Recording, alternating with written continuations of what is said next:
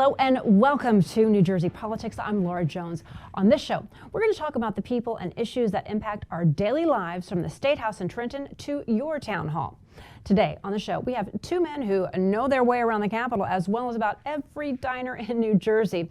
And we have former Assemblyman John Wisniewski, a Democrat who ran for governor in 2017. Now that's coming up later. Right now, though, we are joined by longtime Assemblyman and the Republican candidate for governor who nearly beat the incumbent, Governor Phil Murphy, in November. So we welcome Jack Ciattarelli to the show. Jack Ciattarelli, thank you so much for joining us. And let's jump right into the issue. And I think the big issue I want to get to is a lot of people wrote you off. They didn't think that you had a chance, and yet you nearly unseated the incumbent Phil Murphy. So when you were on the campaign and when you were leading up to Election Day, what were the issues? What do you think turned it around that made it so close?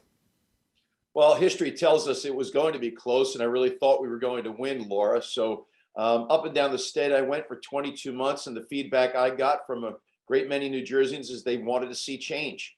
They're tired of having the highest property taxes in the nation. They're tired of New Jersey being the worst place in the country to do business. They're tired of an inefficient and bloated state government where you're waiting online at motor vehicles, or you can't get anybody on the phone in any department within state government.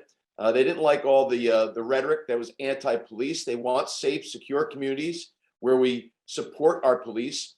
And they were very concerned about the public school curriculum, which they got a very up close and personal look at all during the pandemic with all the remote learning. So I was speaking to the issues, and I think that's what resonates with New Jerseyans, what made this race so very, very close. Yeah, so what do you think the issues will be as we are into a new year now and first week back to school? A lot of schools are going remote because we're seeing a lot of numbers spiking again from COVID. So what do you think the issues will be as far as the legislature and state government goes?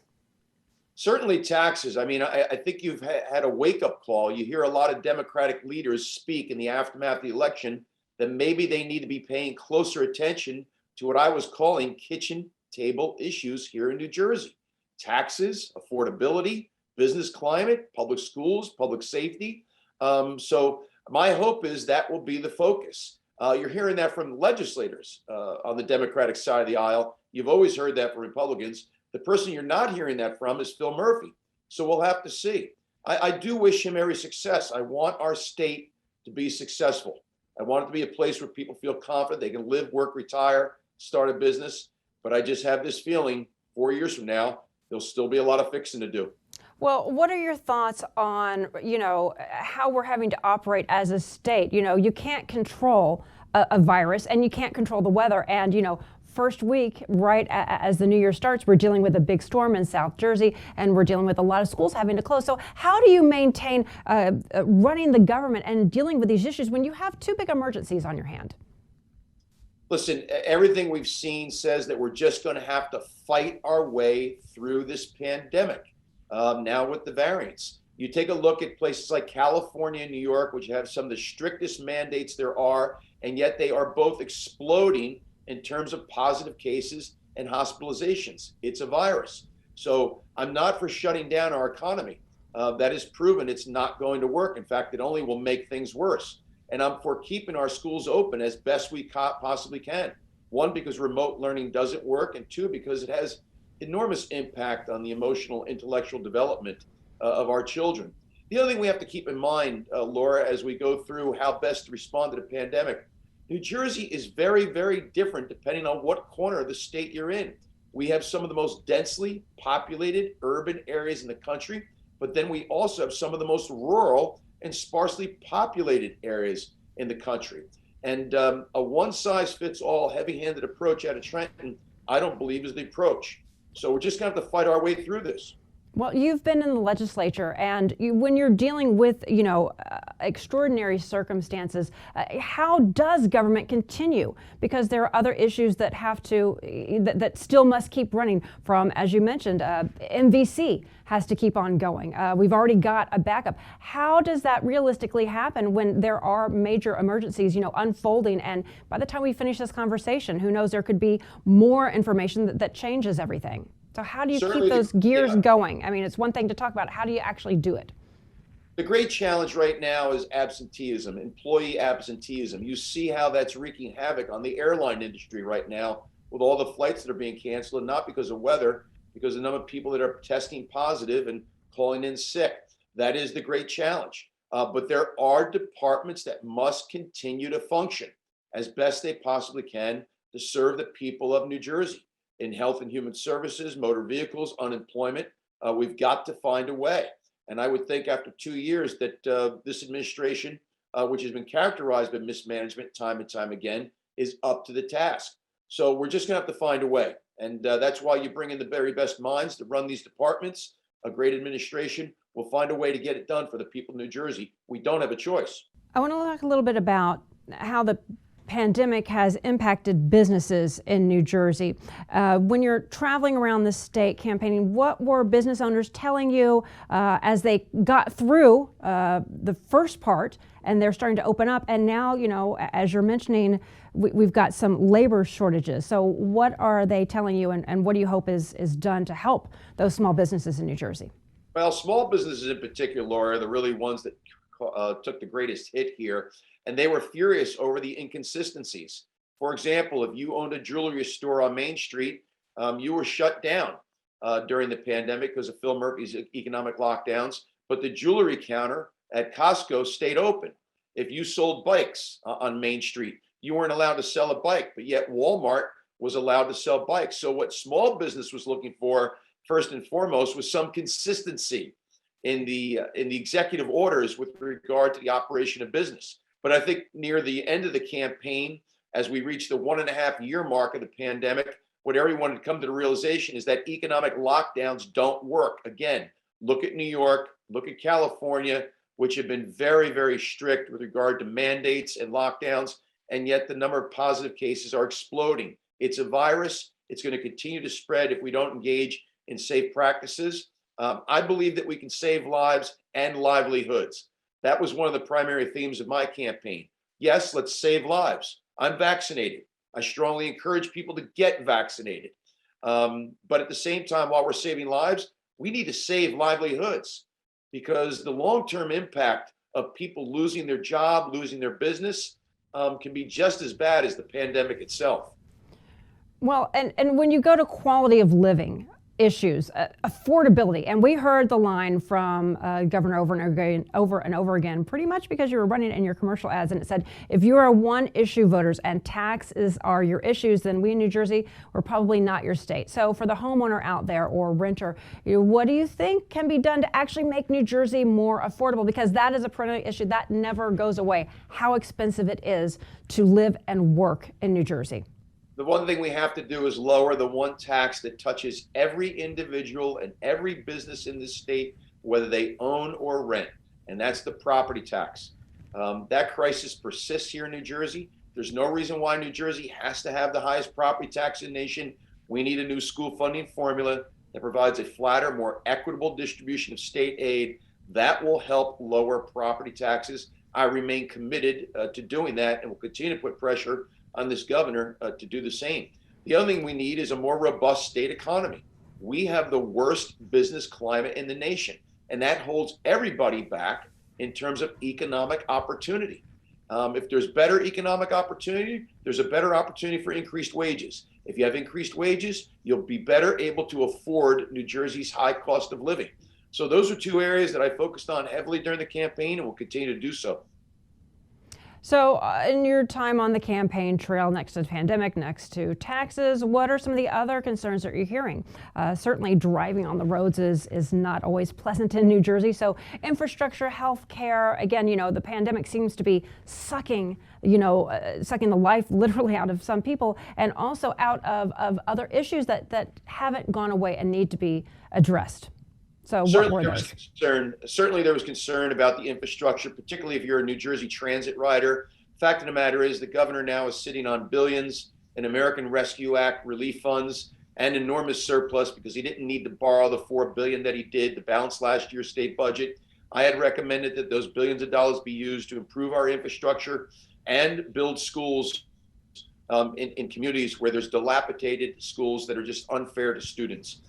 Those are two great infrastructure programs. that would put a whole lot of middle-class New Jerseyans to work. So infrastructure was certainly on people's minds. But I will tell you, Laura, safe, secure communities where we back our local police, getting our public school curriculum back on track and teaching critical life skills. And also, I will tell you, concern over the overdevelopment of New Jersey. I believe in affordable housing. We need affordable housing. But the way we currently do it is causing severe overdevelopment of New Jersey in what contributes to the flash floods, and it flies in the face of Phil Murphy's position on climate change, which is real. So we've got to go about affordable housing differently and stop all the overdevelopment in New Jersey. A lot of the issues that you're talking about, from education to overdevelopment, I mean, these are things that our state Supreme Court has weighed on in Abbott Burke and also the Mount Laurel decision. Changing those, it takes a lot of effort. So what is your role moving into 2022 as somebody who lost against Governor Phil Murphy? What is your role going to be? My role is going to be, number one, let's put forth a new school funding formula that'll pass muster with the state Supreme Court. We need to challenge ourselves to do that, and we're not. I would if I was elected governor. The second thing we would do is put forth a legislative solution to the way that we do affordable housing, as opposed to having these builder remedy suits decided in Superior Court. Our state Supreme Court acts when our legislature doesn't, and affordable housing is a perfect example of that. We need a legislative solution signed off on by the governor. We can come up with a solution that will pass muster with the state Supreme Court. We just have to challenge ourselves to do so. Current administration hasn't done that. How realistic do you think that will be, given all of the circumstances that we're dealing with right now? Again, from COVID to weather, it's winter in New Jersey. So how do you actually get work done? This winter is going to be very, very challenging with regard to the pandemic, but that doesn't mean that everything else should stop in its tracks. We've got to govern this state for the long term. But I'm not hopeful that you'll see changes with regard to school funding formula or affordable housing. Phil Murphy never talks about these things. They are not priorities for him. And unfortunately, it just might have to wait until the next governor. Speaking of the next governor, what are your plans as far as the campaign goes? Do you plan again to run in 4 more years? It is my intention to run again for governor. I love this state, and I believe that I've got ideas that would fix what it is that bothers New Jerseyans every single day about this state. In the short term here, I'll be out there speaking about the issues and continue to be active, obviously, in helping get Republicans elected around the state. The great thing about this past election day, Laura, yes, I'm disappointed that I lost, but it was the best election day for Republicans in 30 years. And I don't say that as a hyperpartisan. I say that because better balance of power is good for democracy. And we now have that in New Jersey with all the legislative seats that we picked up this past election day. One final question before we go. On election night, again, a lot of people thought that was going to be an early night, that even though you were closing in, that there was no way that you were going to make it very competitive. What was really going on behind the scenes when you saw those numbers coming in and you saw how close it was? Did you think you were going to be governor? Did you think it was going to happen? All I can tell you, Laura, is I went up and down the state during the 22 months I was a declared candidate. I felt a certain energy. I felt a certain momentum. I felt that people were responding well to our message and our positive energy all up and down the campaign. I really thought we were going to win. And we did win on the machines. That's why the early tabulations out of certain counties had me up significantly. But the Democrats do a better job at the grassroots level at turning out low propensity voters via the VBM or vote by mail ballot. And Republicans need to get better at that so we can ensure that we'll have highly competitive elections going forward. So listen, it was one of the closest gubernatorial races in the history of New Jersey. It was in the top 5.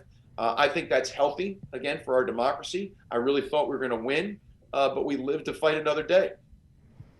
Well, there's never a dull moment in New Jersey politics, and just when you think things are getting quiet, then something comes in and surprises you. So we thank you so much for taking the time to talk to us, and we hope to have you back and wish you a Happy New Year as well. Thank you, Laura. Happy New Year to you and all of those that watch your program. All right. Thank you, Jack Ciattarelli.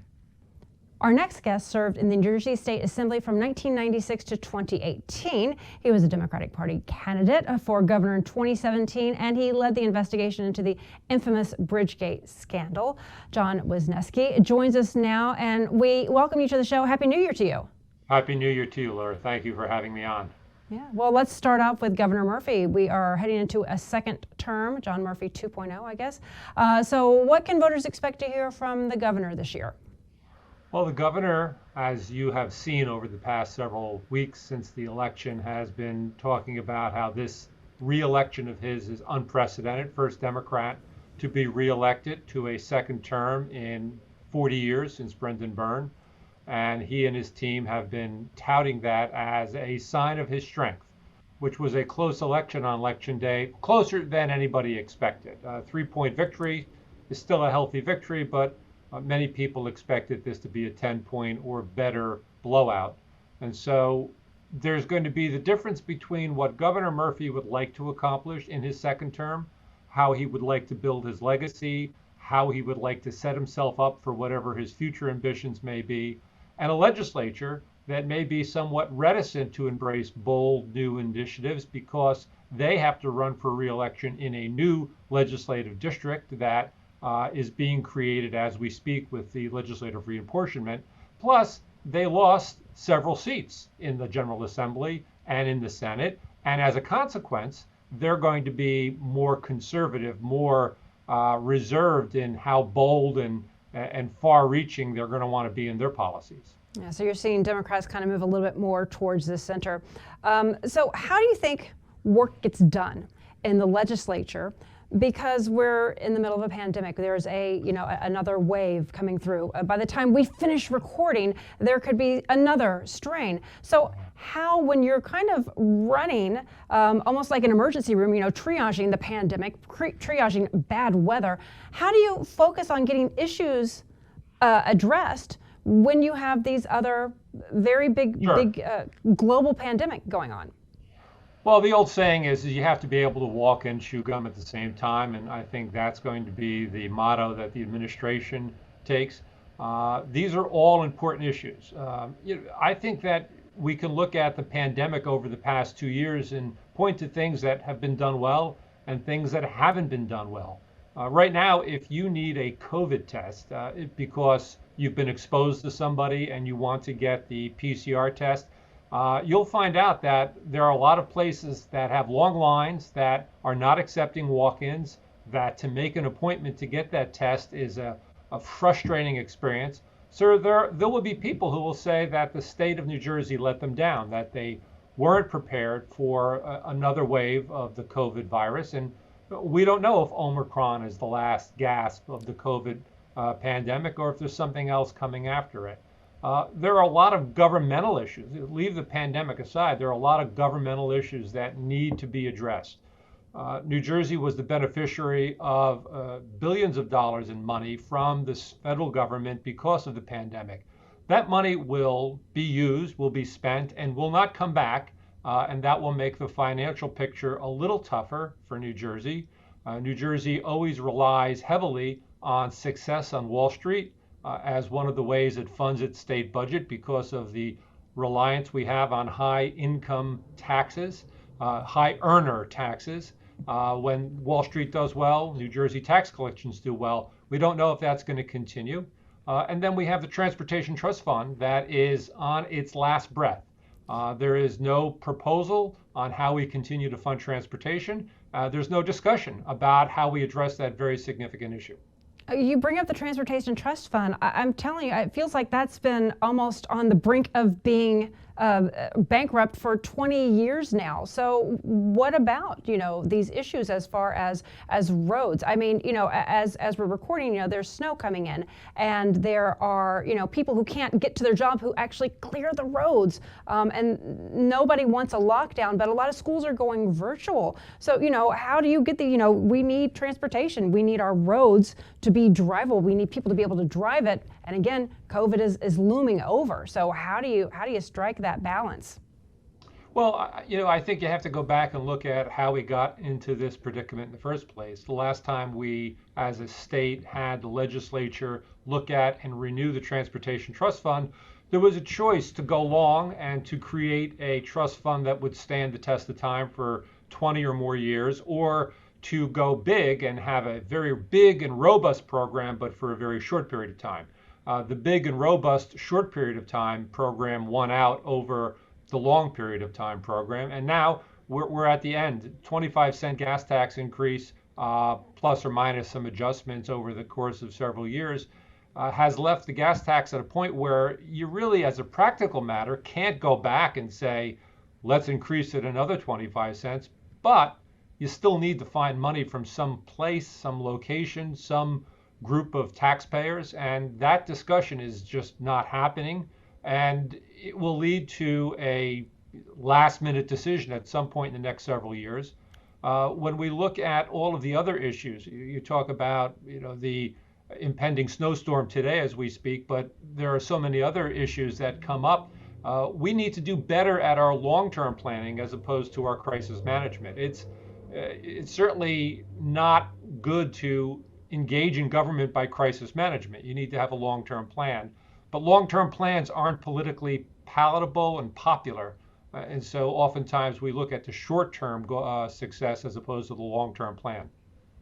I mean, when you talk about those long-term plans, what comes to mind is the State House. It needed to do the executive part where the governor's office is. It needed to be renovated for so many years, but nobody wanted to be the governor who had, all the renovations going on while they were in office. So again, how hopeful are you that these decisions might be made, they will be made? Do you think they are going to be made? Because again, we are kind of operating and have been, it seems like, for 2 years in a crisis mode because things keep continuing to change.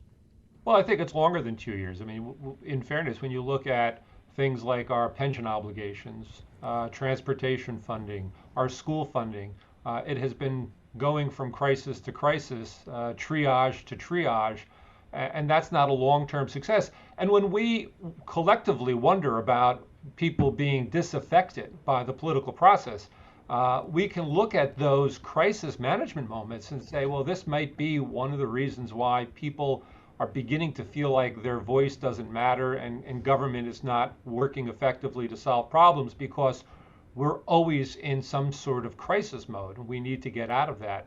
But that takes a long-term vision as opposed to short-term looking at the next cycle of elections, short-term looking at the next cycle of redistricting. The elected leadership of the state needs to be thinking about what happens not next November, but 5 Novembers from now, 10 Novembers from now. Yeah, who's the person to do that in Trenton right now? Well, it starts with the governor. In New Jersey has a very powerful chief executive, and the governor can set the tone. But in doing that, the governor can't do it unilaterally. The governor has to work with the legislature, because you can't get anything done that requires spending money or moving legislation unless you get the Senate president and the Assembly Speaker to work with you. And for the first time in a long time, we have a change in the way our legislative leadership has evolved. Usually the Senate has stayed pretty static. Steve Sweeney has been the longest serving Senate president in state history. And now that's changed. You've got a new Senate president. You've got a new Senate majority leader with the retirement of Loretta Weinberg. Craig Coughlin is now beginning his 3rd term as Assembly Speaker. Again, an unprecedented circumstance. There's only been one other 3-term speaker, and that was Jack Collins. And so Governor Murphy has to work with both of these legislative leaders, regardless of whatever the personal relationship may be, because he needs them to move legislation forward, to move a budget forward, to move spending programs forward, and he can't do it alone. And so it's going to take a collective act of leadership by the governor to talk about the long-term vision for the state, as well as the legislature understanding that while they have a parochial interest in what the next election cycle will mean for them, they need to also think longer term about what the state will look like in 5 and 10 years. It always seems like there's always an election. Instead of the Garden State, it should be named the Election State. But you mentioned redistricting and how the congressional district lines, they've been redrawn. It happens every 10 years. Can you briefly explain why that's important, why voters or why people watching should care about redistricting and what it means?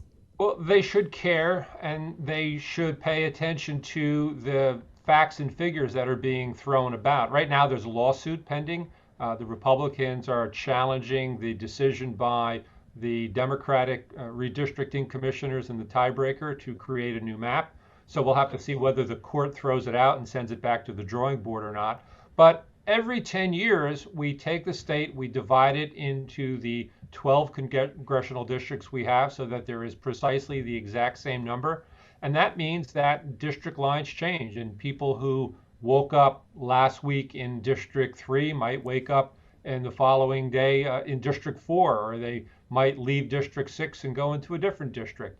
And that's important because those changes determine who your congressional representative is. And obviously, if people feel that those changes are unfair, the term gerrymandering is often used, that also winds up having fewer people participate because they feel like that they don't have a say in the process. Just quickly, final thoughts here. What are you most hopeful about heading into this new year that gets accomplished in the upcoming legislative sessions?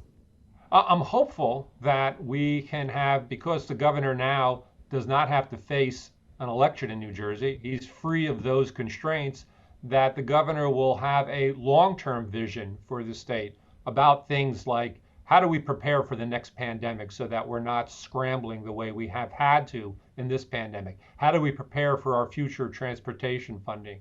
How do we make sure that our budget lives up to the expectations of funding education and funding our pension obligations? These are decisions that could only be made over the long term. And because the governor doesn't face another election, he's ideally suited to make those tough calls right now. All right. Well, John Wisniewski, thank you so much for taking the time to talk to us, and we hope that you come back again.